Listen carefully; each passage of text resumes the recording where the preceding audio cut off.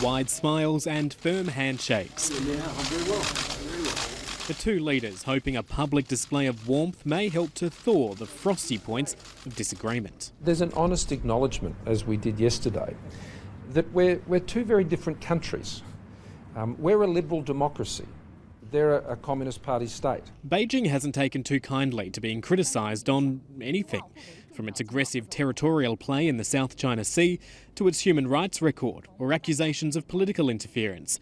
The Prime Minister suggesting that agreeing to disagree on some things might be the best course. Both the Premier and I are very committed to ensure don't overtake or overwhelm the rest of the relationship. It was the plight of Australian academic Yang Hen-jun languishing behind bars in China that prompted a warning from Beijing last week.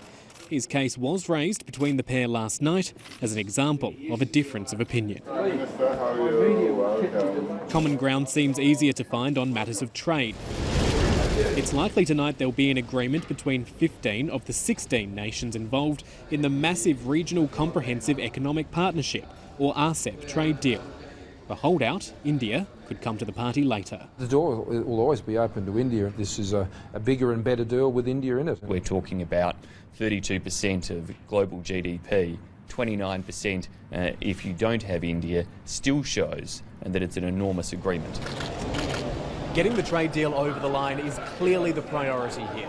An indication that leaders want to get something locked down, even without India, or risk the entire agreement falling over. We've seen this film before, when Donald Trump pulled the United States out of the Trans-Pacific Partnership, only for the remaining 11 countries to press ahead regardless. Trade agreements, it seems, live on in hope. Matthew Doran, ABC News, Bangkok.